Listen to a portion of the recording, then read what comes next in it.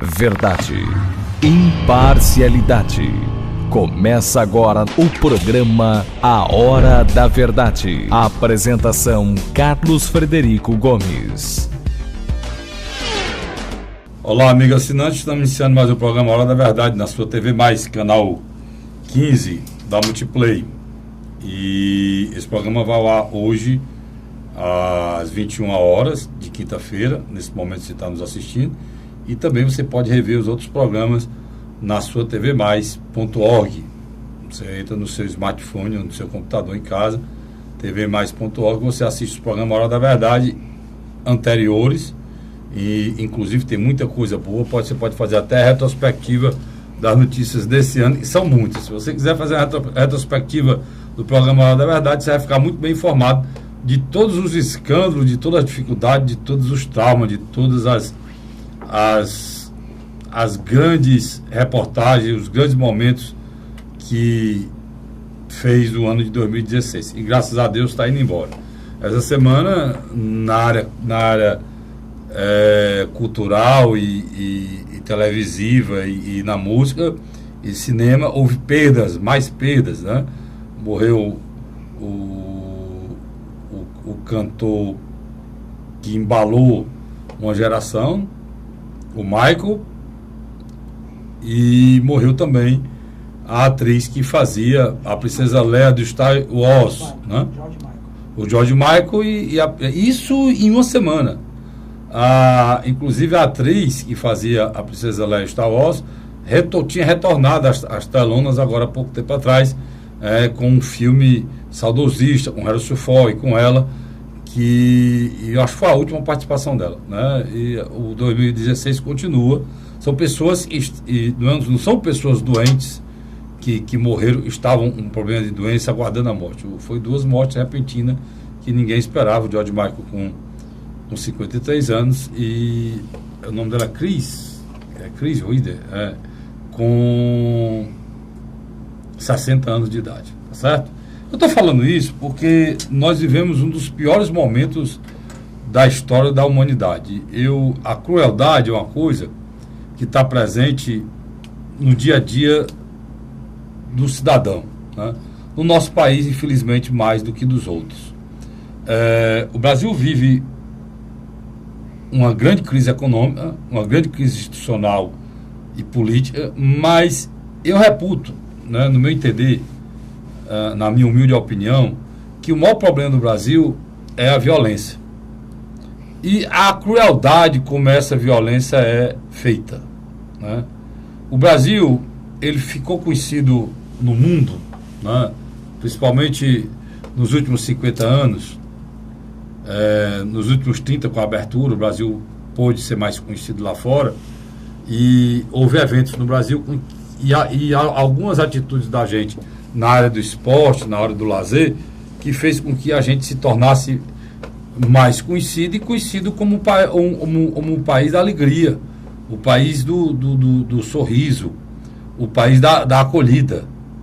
Que o ano de 2016, o ano de 2015, 2016, trouxe, principalmente 2016, trouxe uma amargura muito grande para o povo brasileiro. Talvez seja um dos piores momentos da história do povo brasileiro. A amargura, a intransigência, a falta de solidariedade, o respeito ao ser humano, a dignidade humana, tudo isso o Brasil vem perdendo ano a ano. Eu acho que tem coisas que acontecem que servem como lição. Nós tivemos uma perda inaceitável, e foi esse avião da Chapecoense, que morreram 71 pessoas, acidente esse causado por irresponsabilidade e ganância de um empresário totalmente irresponsável e inconsequente, que era também o piloto do avião, e que matou essas pessoas. Mas diante dessa tragédia, um país vizinho nosso, que nem é conhecido por essa acolhida, nem por solidariedade, nem por alegria, mas o país vizinho nosso, a Colômbia, deu uma demonstração ao povo brasileiro que a gente estava muito amargo. ele acolheu o sofrimento do povo brasileiro, das famílias, de uma forma geral, da cidade de Chapecoense, do Brasil como um todo, que não se conformavam com a perda dos seus entes queridos, dos seus jogadores, das pessoas, e faziam praticamente a cidade de Chapecó. E deu a demonstração que no mundo ainda pode existir o bem, as pessoas podem ser solidárias, e a gente deve acolher as pessoas e deve acreditar no ser humano. Eu estou dizendo tudo isso porque o Brasil, não. Aqui no Brasil a gente vê notícias cada dia pior. Essa que eu estou aqui, a polícia acabou de prender o segundo, né? Prendeu nessa tarde de quarta-feira, Alípio Rogério Belo dos Santos, segundo suspeito de espancar até a morte o ambulante Luiz Carlos Ruas, de 54 anos, na estação Pedro II do metrô de São Paulo, no último domingo. Você sabe quando foi isso? Domingo de Natal.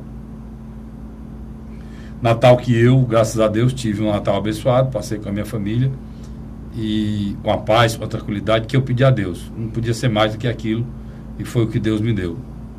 Espero ter sido para você também, assinante, mas que a gente fica triste porque em pleno Natal, um morador de rua que tentou defender que um travesti, um homossexual fosse agredido, ele foi morto de forma brutal. Não dá para contar as vezes que um desses dois aqui, né, esse Alípio, né, pisou na cabeça do ambulante Luiz Carlos Ruas. A cena é chocante e demonstra principalmente a crueldade que nós estamos vivendo e a crueldade existente no coração dessas pessoas que matam mendigos na rua, que apredejam pessoas que estão dormindo nas ruas, que matam, como eu vi uma cena no tempo desse, de um desses marginais destruindo a cabeça de um morador de rua com uma pedra enorme. E aqui foi a mesma coisa. A cabeça ficou dilacerada de tanto se pisar e destruir esse morador de rua de 54 anos, Luiz Carlos Ruas. A ação foi feita por esse Alípio Rogério Belo, por seu primo, e o primo dele que já tinha sido preso anteriormente. Agora o pior é o que vem depois. É que um imbecil aqui chamado Marculino Nunes Pinho, advogado desse, estabeleceu uma linha de defesa, meu amigo Luiz, em que ele criminaliza a vítima. Como não tinha câmera, ele disse que o motivo do ambulante ter sido morto é porque o ambulante tentou assaltar o delegado. Tentou assaltar esses dois vagabundos. Olha você imaginar. O delegado responsável pelo caso esteve na casa do indivíduo principal, conversou com os familiares e acatou a decisão do advogado de defesa deles, dos dois se entregarem. Isso é brincadeira, Carlinhos. O delegado ainda vai conversar, né? Isso não está gravado. Não, eu vi ele dizendo que está acordando ser entregue. Só que nem os dois, um foi preso e o outro fugiu. E agora o segundo foi preso. Inclusive a Secretaria de Segurança botou Carlinhos, botou uma recompensa de 50 mil reais. Me permita que rapidamente retroceder um pouco no tempo. Uma menina foi estuprada na cidade do Rio de Janeiro. O advogado responsável mandou trazer parte dos estrupadores que saíram pela porta da frente sorrindo. O que aconteceu? Houve uma revolta da opinião pública tão forte, tiraram o delegado do caso, botaram uma delegada, em 2 dias estavam todos presos e estão respondendo processo. Que é isso, Carlinhos? No caso desses dois maníacos, esses dois psicopatas, a cena é tão drástica, de uma maneira tal, que chega um momento em que eles espancam o vendedor ambulante, e depois retorna para recomeçar de novo o espancamento. E o pior é que eles tentaram espancar o o travesti que saiu correndo, né? E o homossexual, que é quem vai depor e desfazer essa imundícia aqui. Porque um advogado também, eu sei lá, esses caras sabem diabética, né? Para mim, a função do advogado é ele lutar para que o apenado, o investigado, ou possível apenado, ele tenha uma pena justa, né? Ou se for inocente, ser inocentado, né, Luiz? Agora, você pegar uma linha de defesa que criminaliza a vítima, é muita bandalheira, né? É muita bandalheira, e aí você vê a maldade primeiro com os agressores, depois com a justiça. Nós brasileiros precisamos entender uma coisa: ou a gente luta para que esse país seja mais justo, ou cada dia que passa a gente vai tentar, no nosso dia a dia, se convencer que a injustiça faz parte da nossa existência, e vamos ter que se conformar com a justiça. É interessante que eles provavelmente pegariam qualquer outra pessoa, independente se é ambulante ou travesti, eles saíram com a intenção mesmo de causar um mal. Ainda abriu a boca para dizer que estava embriagado. E se tivesse embriagado, ele não tinha acertado nenhum murro. Imagine, 8, que eu pude contar na cena, foram 8 pisões na cabeça, né? Ainda disse que não sabia que ele tinha morrido. Nos anos 90?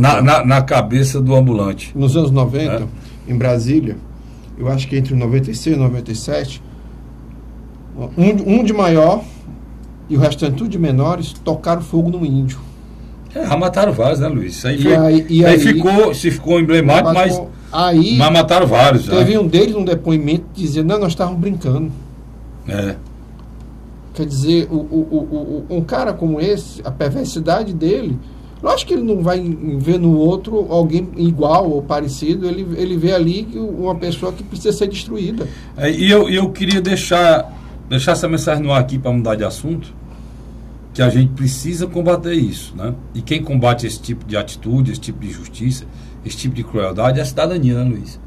É a cidadania. Então, nós não podemos assistir, como várias pessoas assistiram, uma cena daquela, em pleno terminal de transporte metroviário, né? Uma pessoa sendo morta por espancamento, todo mundo assistindo, Luiz. Todo mundo assistindo. Nem segurança participa mais. Quer dizer, nós precisamos... A frieza do ser humano... A sociedade brasileira precisa reagir ao que a gente... Infelizmente, Luiz, nós estamos nos habituando a achar que isso é normal. Isso não é normal. Há menos de 10 dias atrás, o cara namora com a delegada, espanca a delegada, sai do carro, espanca uma segurança. A segurança foi reclamar, apanhou também. E a delegada depois foi embora andando covarde, deixou E para piorar a situação, o segurança e eu não vou botar nem as mulheres, os homens que estavam ao redor, a maioria se preocupou muito mais pegar o celular e gravar do que intervir. É isso, Carlos? É um país em que um juiz pega uma menina de 14 anos de idade e bota numa cela com 70 presos, e essa menina estuprada, serviciada. Uma juíza. Não foi um juiz, não. Não, bota um juiz no sentido figurado. Gente, não foi uma juíza. Uma juíza faz um negócio desse e ela ganha como punição se aposentar e ficar em casa. Não dá para dizer mais nada, né? Mas, Carlinhos, a gente precisa lembrar esses fatos lamentáveis. Nós estamos terminando o ano 2016. Entendendo? A justiça não é só prender o pessoal da Odebrecht, é só prender o pessoal dessas empreiteiras, nem o povo do Congresso, nem prefeito, nem executivo, não. A justiça, ela tem que caminhar no caminho de que se busque, através do exercício da cidadania, que haja equidade, igualdade, Luiz, entre as pessoas, inclusive entre a punição, porque não é possível que a gente assista como se fosse normal um ser humano ser morto de uma forma bárbara e ninguém fazer nada, tá certo? É preciso a gente, por exemplo, aqui mesmo em Fortaleza iniciou-se um processo de linchamento. Bandido mas nem eu, nem você, nem o Vicente, nem o Luiz aqui, nós temos o direito de espancar uma pessoa até a morte. Isso aí, nós não temos esse direito. Se você for cristão como eu, você vai pensar logo que isso não é possível, né? Mas se você pensar só na questão legal, isso é um assassinato, cara. Seja o bandido que for. Por exemplo, esses caras aqui, o que é que eu desejo para esses dois caras? Eu desejo que eles apodreçam na cadeia. Apodreçam, né? Eles são bem novinhos, né? 25, 30, 26 anos. E eles fiquem lá até se acabar. Deixa eu só lhe contar. Né? E isso é o que eu desejo. Se eles não saírem de lá, melhor para mim e para você. Agora, nós não temos o direito, nem eu, nem o Luiz, nem você, de tirar a vida de ninguém. Porque quando isso começa a acontecer, muitas vezes isso começa a acontecer com inocentes, né? Isso já aconteceu em vários cantos, em estado de exceção, em guerras, na Segunda Guerra Mundial, na Revolução Russa, no grande movimento revolucionário que houve na Espanha na época do Franco, lá em Guernica, lá na Espanha, na Catalunha. O cara não gostava do outro, diz, olha, fulano ali vamos supor, na época, fulano ali é comunista, ou fulano ali é capitalista, depende do movimento que tiver à frente do processo ditatorial. Porque é sempre assim. É sempre assim. Por exemplo, lá em Cuba, quem era envolvido no capital ia para o paredão, né? Entendeu? Então, a coisa é sempre dessa maneira. E a gente precisa entender que as pessoas usam esse tipo de expediente para gerar um fato que não é verdade. Aqui em Fortaleza mesmo está acontecendo coisa, Luiz. O marido manda matar a mulher e simula o assalto. A mulher manda matar o marido e simula o assalto. Entendeu? O empregado quer matar o patrão, simula assalto. A gente vê um cara tem rixa com o outro, aí simula que o cara é drogado, foi morto pelo tráfico, e por aí vai. Então existe uma parte dos telespectadores que são muito novos, mas eu e você convivemos na época da pistolagem. Foi nos anos 70 e metade dos anos 80, antes do Tasso Gereissati assumir como governador. Era interessante, era muito comum, a gente sabia... O Tasso disse que acabar a pistolagem, lá a gente... Isso era muito ligado à região do Jaguaribe, né? Falava-se mais na região do Jaguaribe. E no final, Luiz, em vez de o Tasso acabar a pistolagem, hoje tem um pistoleiro em cada esquina, né? Não, eu tô pistolagem. Mas é pistolagem do mesmo jeito. Pistolagem. Pistolagem do mesmo jeito. O que acontece? Mas o Tasso acabou naquele período. Não, Tasso extinguiu. Tinha uma coisa muito séria em relação. Existia uma política pública de uma coisa pública. muito séria em relação à pistolagem naqueles locais, envolvendo político e tal. Mas, por exemplo, São João do Jaguaribe é o segundo vereador assassinado agora. Sem dúvida. Foi um assassinado anteontem. Havia sido assassinado. O assassinado anteontem foi o mais votado presidente da Câmara. Foi assassinado anteontem. Já tinha havido o assassinato de outro. Quer dizer, isso hoje, o grau de violência que a gente vive, não dá nem para a gente fazer um paralelo com aquilo. Eu faço um paralelo para dizer que existia uma pistolagem que era contratada e tal. Hoje, você abre o jornal, ou você assiste um programa de rádio ou de televisão no final da noite, rapaz, as mortes são uma coisa inacreditável. As pessoas estão morrendo assim como se a banalização. E é muito ruim você assistir jornal na hora do almoço, né? Na hora do almoço é muito ruim. Vou até sugerir aqui a televisão e a gente bote o programa aqui ao vivo na hora do almoço, para que as pessoas não vejam na hora vendo sangue. Fique com a TV Mais vendo programa informativo. Na hora do almoço pode ser, a TV Mais faça, né? Um programa no futuro aí, um programa ao vivo nesse horário para que tenha informação. Não, é muito ruim. Aqui no Ceará ficou muito forte esse negócio de programa policial na hora do almoço, né? E não há só tem uma convicção muito forte em relação a isso, é que a nossa sociedade está degradada e que a gente precisa mudar muita coisa para mudar esse estado de violência que a gente vive. Eu vou para o rápido intervalo, volto já, não sai daí não, é um instante só. A Hora da Verdade.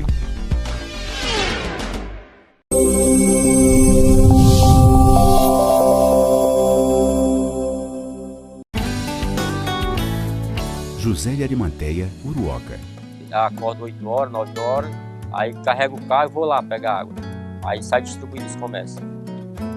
Estrada dessa, ó, para gosto de você andar, ó. Você não gasta pneu, tem economia no bolso e anda rápido. Sertanejo pega uma estrada boa, fica feliz, fica potente. Assim como o trecho que liga Uruoca a Martinópole, o governo do Ceará está fazendo mais de 1.000 quilômetros de estradas mais importantes da vida de muita gente. Governo do Ceará.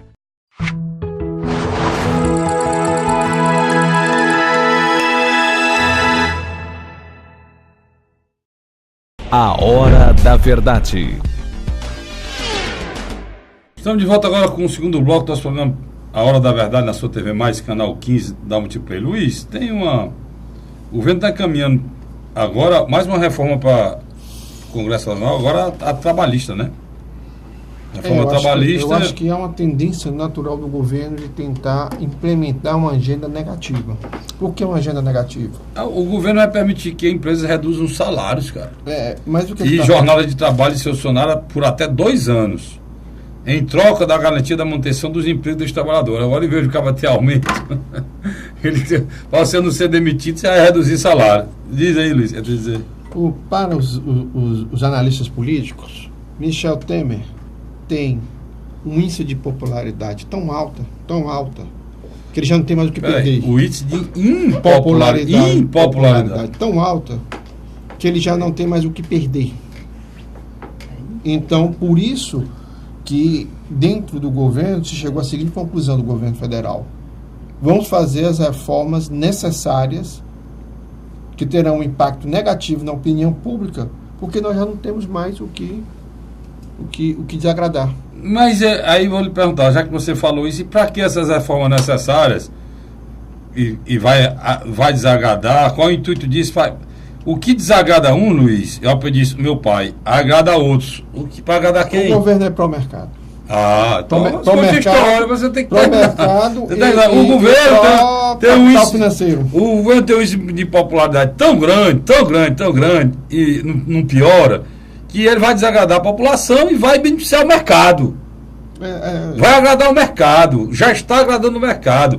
Nessa reforma da Previdência imoral que mandaram para o Congresso, Luiz, nesses 20 dias, Luiz, os bancos estão sem saber como atender de tanta gente recorrendo à Previdência privada, Luiz. Só que tem um detalhe aí. Então, o intuito do governo não era fazer a reforma da Previdência, não. O intuito do governo é acabar com a Previdência, certo? E que todas as pessoas, pobres e ricos, né, eles estão agora criando uma Previdência para as pessoas menos favorecidas, para quem ganha menos, né? Então, o que o governo está fazendo é entregar 200 milhões de habitantes de um país, os que estão num período, são economicamente ativos, e os que virão a ser, né, as crianças, ele quer entregar 200 milhões de contratos ao sistema bancário mundial. É só isso o interesse, Luiz. E a reforma da Previdência, quando diz que não tem tempo, né? Não adianta você contribuir, você só aposentar os 65. Num país que o cara sai para a rua e não sabe se volta. Não, a expectativa de vida é 70 anos. Se você sobreviver à violência do Brasil, pode ser, né, Luiz? Hã? Só que há um pequeno problema, Carlos Frederico. Boa parte e as famílias desamparadas, né? Boa parte dos deputados e dos senadores estão questionando o projeto no seu formato original. Eu não sei se é verdade, não. Sabe, Luiz? Porque o Temer teve a coragem, cara, de vetar. O Rodrigo Maia liderou aí um movimento que estava.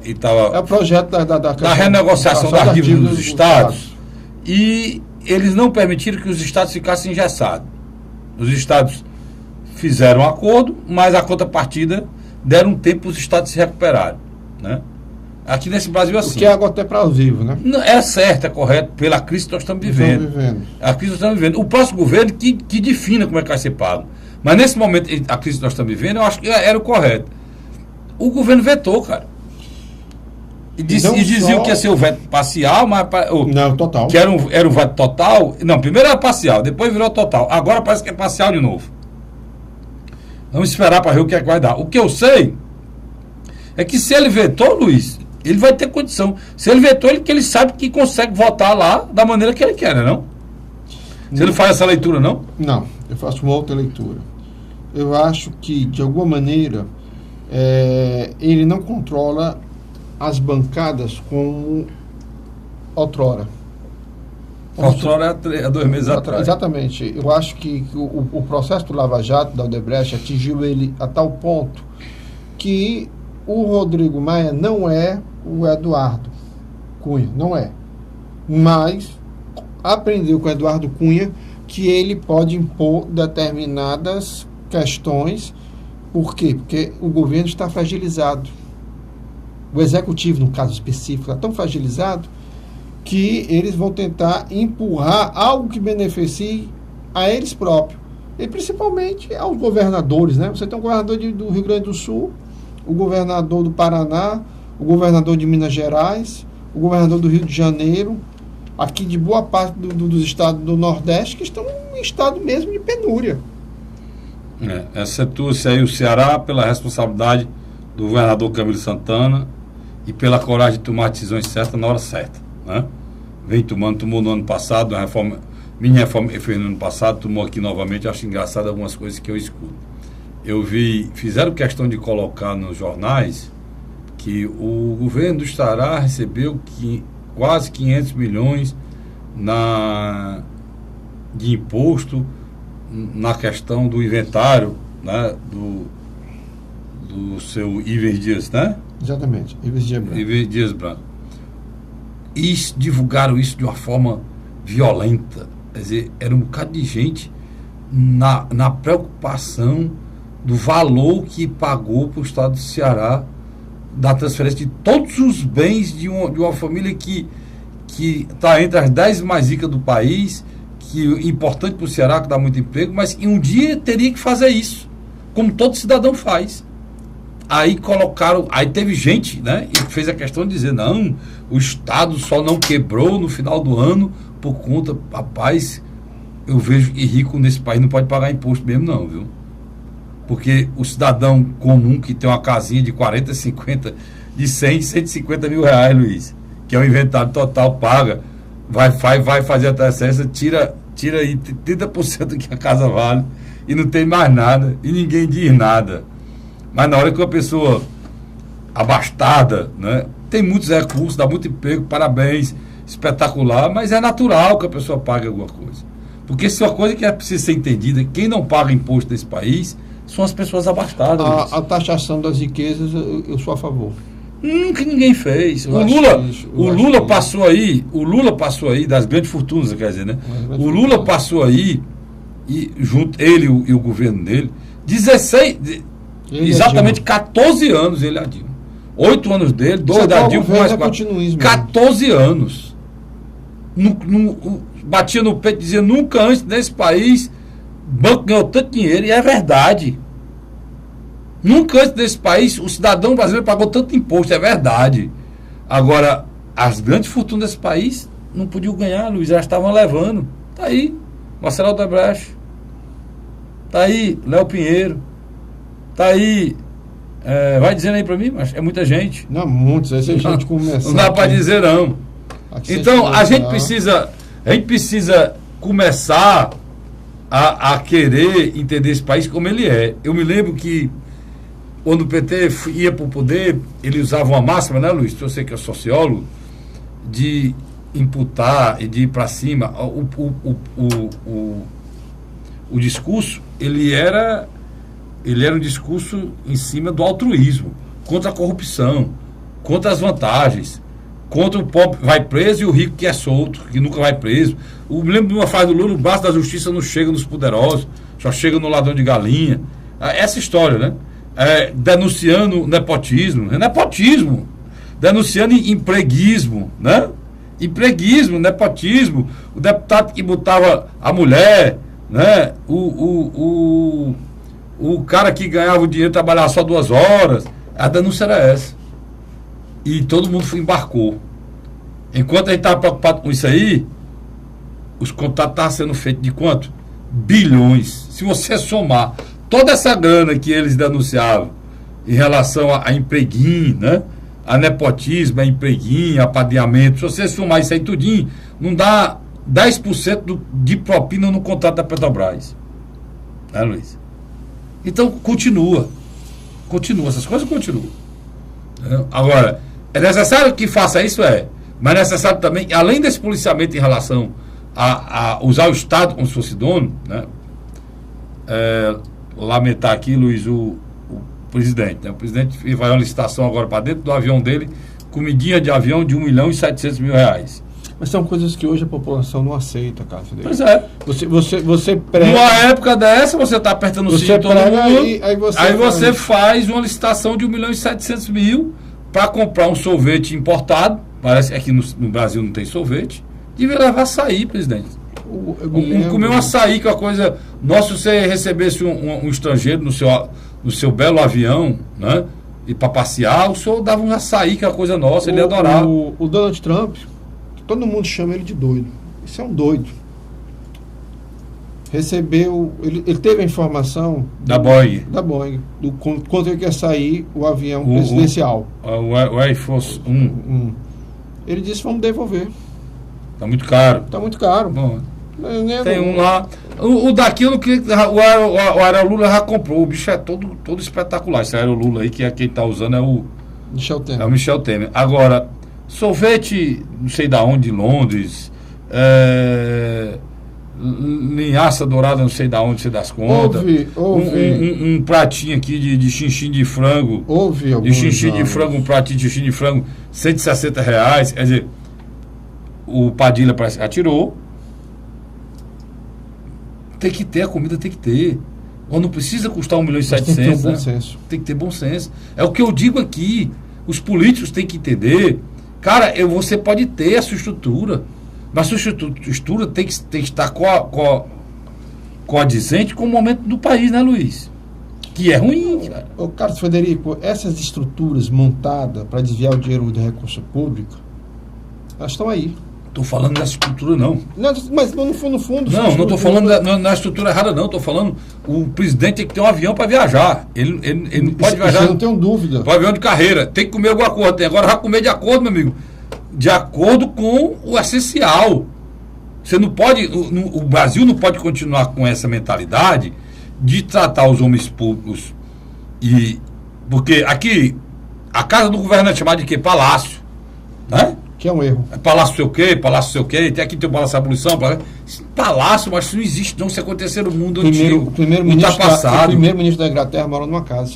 Eu sei, é uma casa oficial, aquela casa oficial, mas aquela maneira, é uma maneira do inglês ser, tá certo? É como você vê na Noruega, na Dinamarca. Prefeito de Paris anda de metrô. Que anda com as pessoas. É interessante isso aí, eu não estou pedindo que chegue a tanto aqui não. Mas deve chegar perto. Mas não chega, Luiz. Seria isso. Mas não chega. O que eu estou pedindo que haja é que eles não peguem o dinheiro público e rasguem.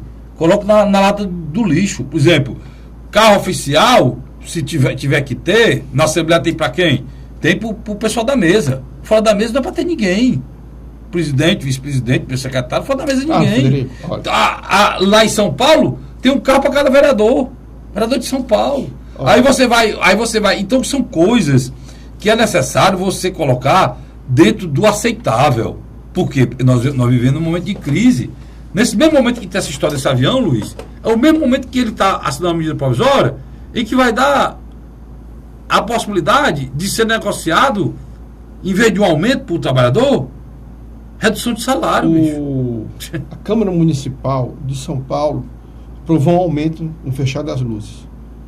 A gritadeira da população foi tão grande que o Ministério Público e a Justiça interviu e anulou. Mas quer dizer, a Justiça tinha por que anular. Isso tinha que ocorrer 180 dias antes. A lei de responsabilidade fiscal estabelece isso. Isso tinha que ser previsto para que fosse votado no orçamento. Exatamente. Pois é. Como é que ele não prevê isso antes? Então, o juiz agiu. Agora, essa determinação constitucional é da Câmara. Eles é que têm o poder de aumentar para que eles mesmos tenham consciência do que precisa ser feito. Mas não. problema, Luiz, Mas você respondeu minha pergunta. É. Se eles tivessem colocado 180 dias antes, a pressão ia ser tão grande Pois que ia haver uma querem intervenção fazer as coisas na calada da noite. E sem entender o momento, Luiz, porque eles dão um tiro no pé, cara. Então eles deram tiro no Eles pé. dão tiro no pé. Eles estão levando a paciência do povo brasileiro a situação complicada. Eu entrevistei essa semana no meu programa de rádio o vereador Salmito. E parabenizei o vereador Salmito, é o presidente da Câmara Municipal de Fortaleza. Por que eu parabenizei o vereador Salmito?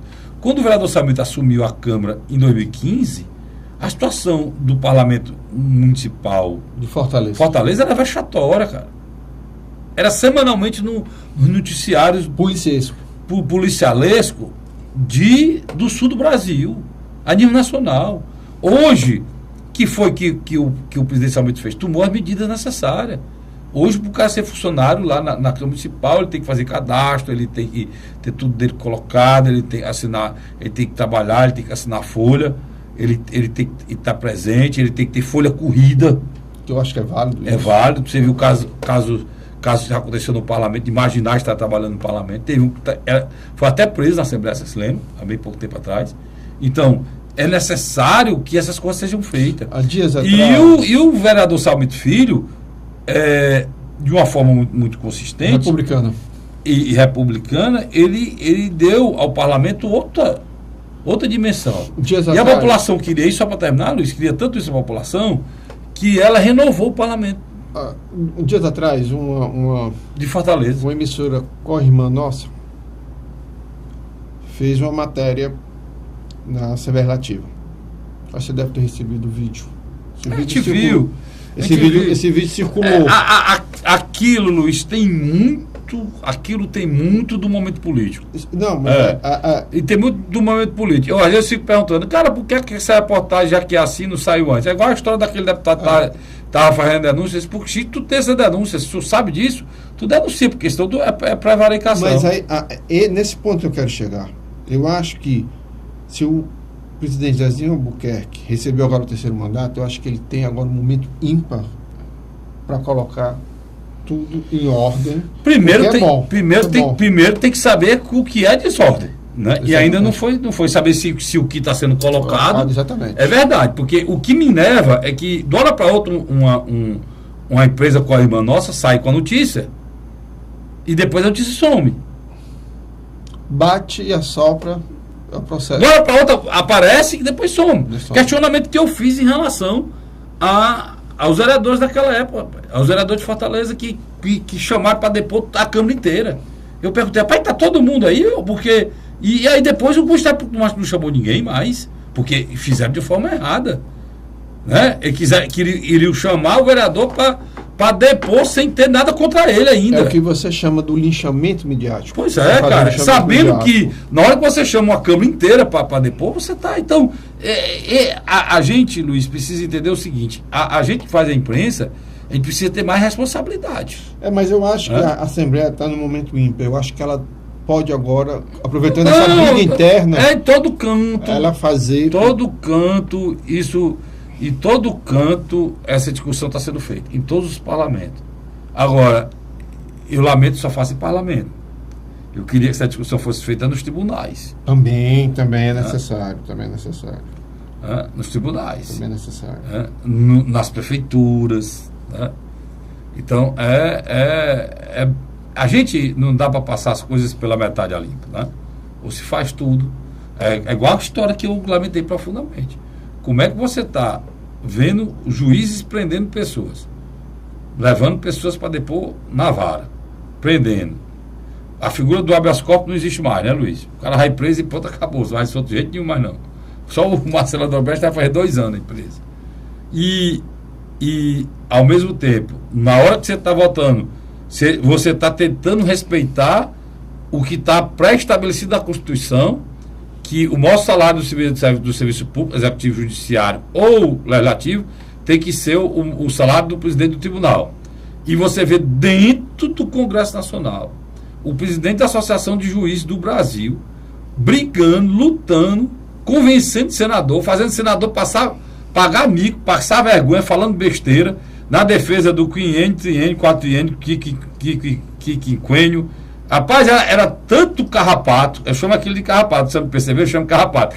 Tanto carrapato, tanto penduricalho, que tinha cidadão que era para ganhar 33 mil reais e ganhava 100 mil. Aí você vê os próprios magistrados defendendo a ilegalidade.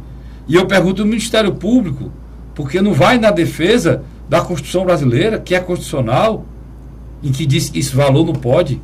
Aí tem auxílio. Aí como é que pode falar do parlamentar, Luiz? Como é que pode falar de assembleias? Como é que pode falar dos parlamentos? Se você tem auxílio moradia 5 mil conto morando na cidade onde você mora, onde nasceu. Você tem auxílio educacional para filhos até 25 anos, de 5 mil, de 6 mil reais. Tem gente que ganha 100 mil. Tem uma figura em São Paulo que ganha 200 mil reais. Tem membros do Ministério Público e de outras autarquias do mesmo nível que trabalham 2 horas por dia.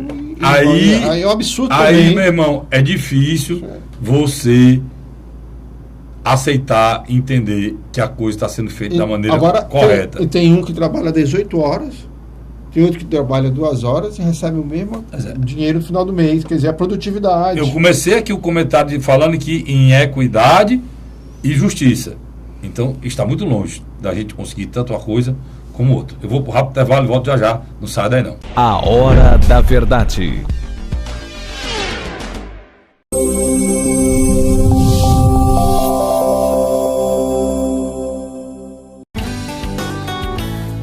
José de Arimanteia, Uruoca. Acordo 8 horas, 9 horas, aí carrego o carro e vou lá pegar água. Aí sai distribuindo os comércios. Estrada dessa, para gosto de você andar, Você não gasta pneu, tem economia no bolso e anda rápido. Sertanejo pega uma estrada boa, fica feliz, fica contente. Assim como o trecho que liga Uruoca a Martinópole, o governo do Ceará está fazendo mais de 1.000 quilômetros de estradas mais importantes da vida de muita gente. Governo do Ceará.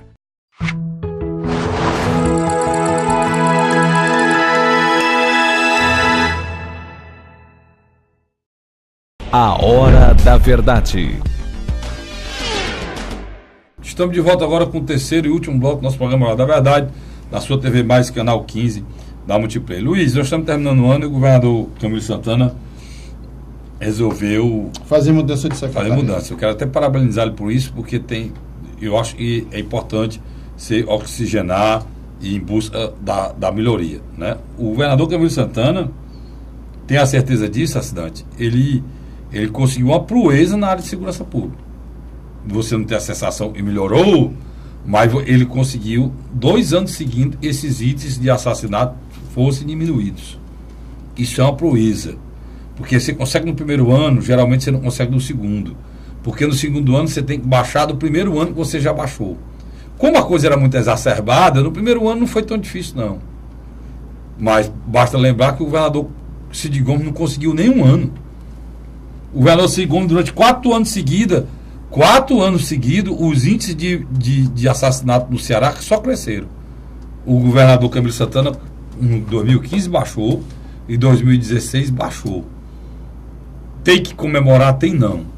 Tanto não tem, mas tem que entender, aceitar e parabenizar que ele está lutando e trabalhando dia a dia. Existe um trabalho, Carlos. Dia a dia para que isso seja feito. Isso nós temos que entender e parabenizar. Comemorar não, mas entender e parabenizar temos. E o governador continua focado, Luiz, porque agora ele está fazendo a mudança principal na pasta de segurança pública. Muitas vezes, quando eu e você estamos, você com a sua esposa e eu com a minha esposa, em restaurantes, supermercados, em locais públicos, alguns telespectadores vêm questionar, dizem, eu acho que vocês são brando com o governador Camilo Santana. Eu acho que várias pessoas já chegaram também comentaram. Para mim não, eu sou muito... eu acho para trazer com você. Para mim não, sabe por quê, Luiz? Porque eu sou muito verdadeiro no que eu digo. E eu já fiz várias críticas aqui ao governo do Estado em coisas que eu acho que não deve acontecer. Tá certo? E vou continuar fazendo. Agora nós precisamos aprender a fazer isso.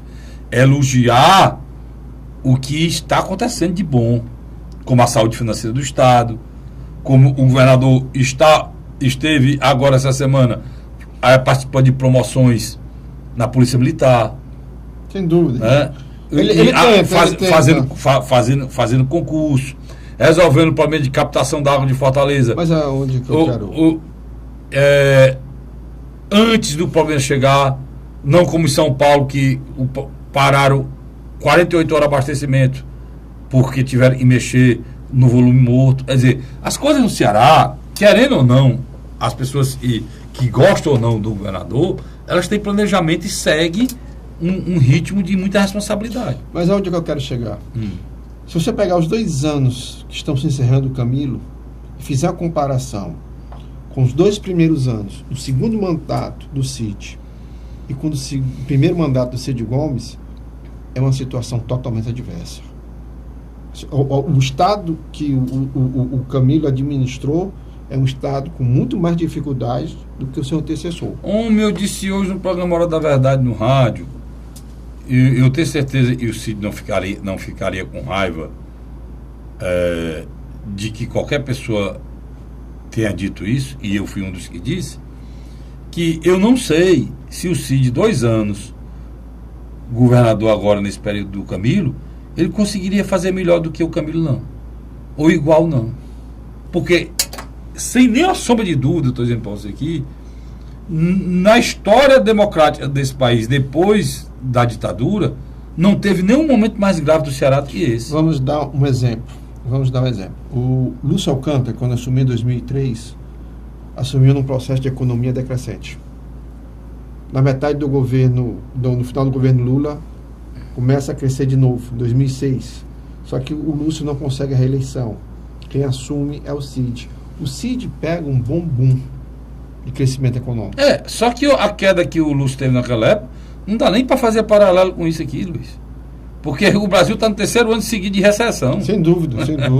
Isso, quando é que isso aconteceu na história econômica do Brasil? Em 1920 aconteceu o primeiro século ano passado, né? E o segundo ano.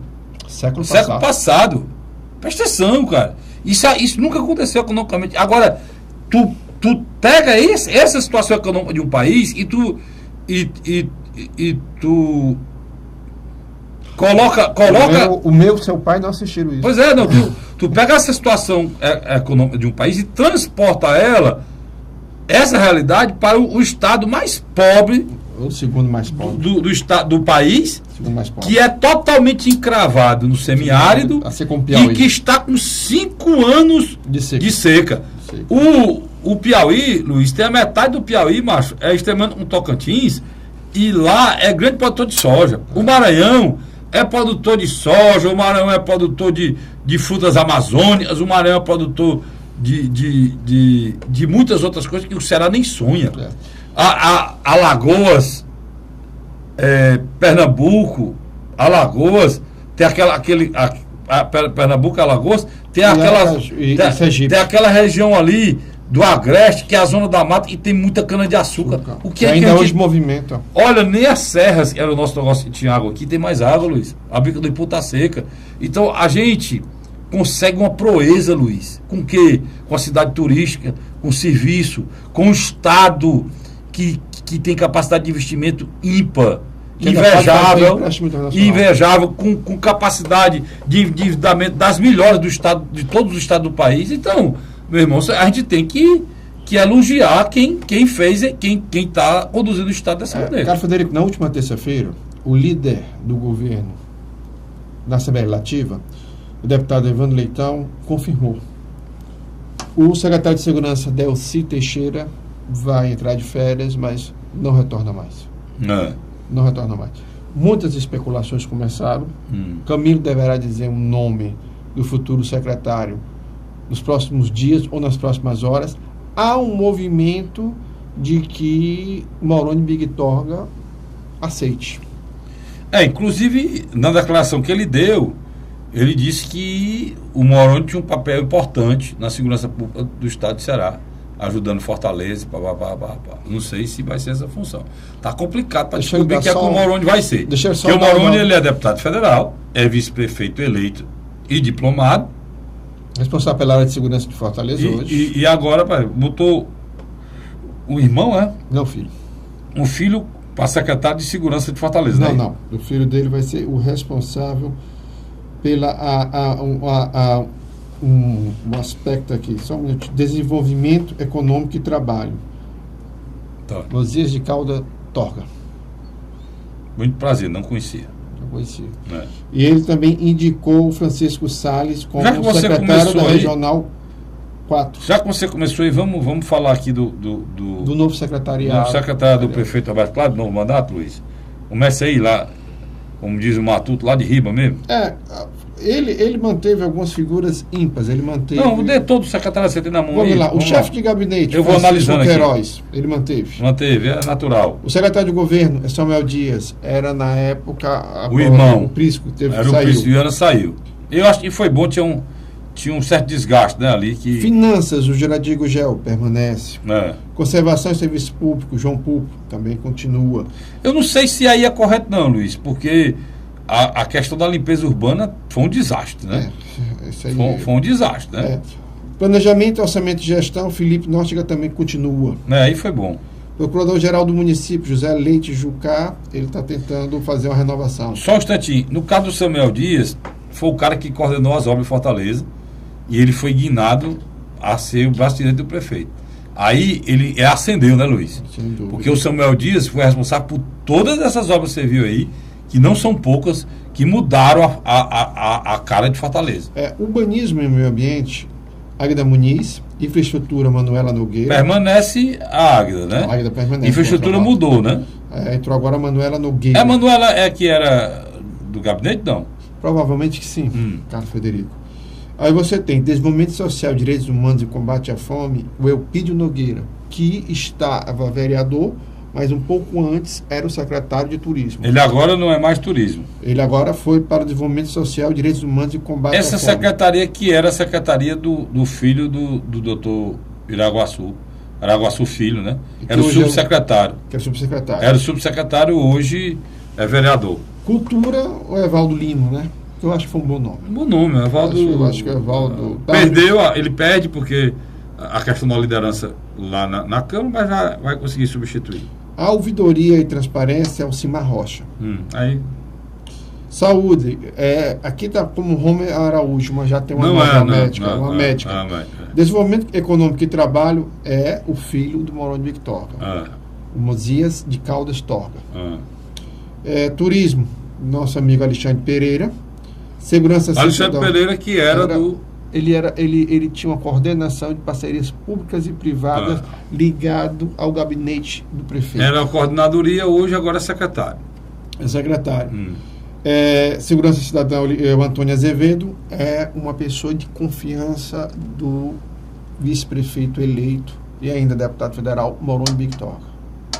Quer dizer, você nota aí que nessa composição o Moroni já indicou duas pessoas. Segurança e o filho dele, que é Desenvolvimento Econômico e Trabalho. Isso. Esporte, Ricardo Ferreira de Souza, ligado à Igreja Universal, é pastor da Universal, ligado ao pastor, deputado federal, pastor Ronaldo Martins. Muito prazer. Esse aí entrou naquele rearranjo do PRB. Você tem o Instituto de Planejamento de Fortaleza, Eudoro Santana, precisa de apresentação. Precisa, pai do governador. Que diziam que não ia ficar, né? Acabou ficando. Eu acho que deve ter sido um pedido pessoal do próprio prefeito. Vamos lá, Secretaria Regional 1, Gilberto Bastos. É um trabalho belíssimo agora, com essa Fortaleza que a gente quer... De planejamento. Nos próximos 40 anos, né? Até 2040. 2040. Vamos lá. Secretário Regional 1, Gilberto Bastos. Secretário Regional 2, Ferrúcio Feitosa. Isso aí está desempregado, arranjou emprego, né? Por aí. Passou um tempo desempregado, agora voltou. Secretaria da Regional 3, Antônio Henrique. Vereador. Detalhe. Antônio Henrique e Elpídio Nogueira, além de ser da bancada do PDT, são ligados ao deputado estadual José Sarto. E abrem duas vagas lá. Se não me engano, Carlos Mesquita e o Heron. E o Heron. Eles assumiram. E no lugar do Evaldo também, que está indo para a secretaria, Eliane Novaes, que era Eliane Gomes. Eliane Gomes, que era da Habitafor, exatamente, volta para a Câmara. Vamos lá. Regional 4, Francisco Salles, ligado ao Moroni. Então o Moroni está fortíssimo aí, né? É porque o Regional 4 foi uma das regiões aonde... São três cargos de primeiro escalão, já tu diz, ligado a Moroni. Para você ter uma ideia, o capitão Wagner ganhou nessa localidade. Certo, vamos lá. Então, e vamos lá. Secretário da Regional 5, Ronaldo Nogueira. Secretário da Regional 6, Antônio José Albuquerque. Que é o filho do Zezinho Albuquerque, ex-prefeito de Massapê. E o secretário da Regional Centro, Adail Fontinelli. Eu acho que é um bom nome. Que é um grande nome. Eu acho que é um nome mal. Eu acho que Adail Fontinelli é um coringa dentro do governo. Eu acho municipal. que é o nome, o mais experiência que tem aí, né? Adail Fontinelli foi secretário de Estado, foi inclusive, Luiz, diretor-geral da Assembleia, foi secretário de Estado durante muito tempo, né? Coordenador das regionais, Renato Lima. E fechando, o coordenador de articulação política, Lúcio Bruno. Eu, pessoalmente, acho que esse último nome, Lúcio Bruno, não deveria ter sido mantido. Eu acho que a prefeitura poderia ter feito uma renovação na articulação política. Houve muita dificuldade, né? No entendimento com a imprensa, no entendimento... Em todos os sentidos, em todos os sentidos. Houve muita dificuldade. Eu acho que... O que fez o Roberto ganhar a eleição foi o carisma do Roberto. E o bom marketing eleitoral. E a capacidade dele de trabalho. Não, mas o marketing eleitoral... O marketing eleitoral da olha, campanha do Roberto foi melhor do que os 3 anos e meio. A mesma avaliação que a gente fez do governo tem que ser feita no Roberto Cláudio. O Roberto Cláudio pegou 4 anos dos piores economicamente. Os 2 últimos... Os 2 sinais da Dilma foram desastres. O do primeiro mandato? E os 2 primeiros do mandato dela, que ela não terminou. Não terminou. Então, meu irmão, ele conseguiu... Por exemplo, se você anda nas capitais, não tem ninguém construindo nada, mano. Ele ganhou prêmios, Aqui em Fortaleza, o que ele fez na mobilidade urbana, que a gente se lembrava do Juraci. Na área de infraestrutura e na área econômica ele manteve os mesmos nomes. Mas tem que manter mesmo. Foi importante. Inclusive ele guinou um dos caras responsáveis aí, que é o chefe de gabinete dele, que era o Samuel Dias, que agora é o secretário de governo. É o secretário de governo, merecidamente. O trabalho que esse cara fez aqui, na mudança da face de Fortaleza, rapaz, se você pega a Santos Dumont e vai no caminho do Rio Mar, mudou tudo. Né? Se você pega a Via Expressa, né? Os túneis que foram feitos, se você pega a Padre 8 mais, se você pega a Engenheiro Santana Júnior, pelo amor de Deus. Engenheiro Santana Júnior no caminho do Iguatemi ou no caminho da Santos Dumont, ali mudou a cidade completamente. Se você vai para o lado do aeroporto, a mudança extraordinária, aquela mudança. Você vai para o Castelão, tudo mudado, rotatória, túnel. Você vai para o aeroporto, nosso grande gargalo, que é aquela Raul Barbosa, tudo feito com muita qualidade, né? E obras grandiosas, Luiz. A obra está sendo feita agora na Guanambi, cara. No final da BR, nosso grande gargalo, que a BR agora é o tempo todo engarrafada, vai chegando em Fortaleza. O Carlos Frederico. Aí você pega aquele viaduto da Zé Basto, aquela avenida que ele fez e sai lá na Barra do Ceará. Quer dizer, para todos os bairros, não tem todas as ligações, contemplando todo mundo. Então, o trabalho foi feito aqui em Fortaleza, em mobilidade urbana, é um trabalho espetacular, não tem outro nome não. Comparava Salvador e Recife. Olha, você vê a questão do uso das bicicletas, que eu critiquei aqui, e hoje eu dou o braço a torcer. Ele tinha razão. E agora com essas bicicletas que ele criou, Luiz, nos terminais, e o cara passa 10 horas a bicicleta. Ou seja, o cara vai, desce do canto, aí tem um pedaço para andar de ônibus, não, ele pega a bicicleta, vai na bicicleta, fica no trabalho, volta e deixa a bicicleta no terminal. Mas deixa eu só... É o modal, é o modelo usado na Europa, que ele trouxe bem para cá. Que tá funcionando. Outra coisa que eu critiquei, eu espero que dê certo, mas que eu critiquei, que é a questão dos carros, que ele começou ali, mas pode ser que dê certo também, e se der certo, parabéns ao prefeito. O prefeito teve a coragem de modernizar Fortaleza, e é preciso que a gente reconheça isso. A gente pode falar agora que a campanha já passou. Agora, tem erros. O erro, nessa área do João Pupo, cara, a limpeza pública de Fortaleza é um desastre. Né? Esse é o grande gargalo. E na articulação política também, o Lúcio Na articulação política e na saúde.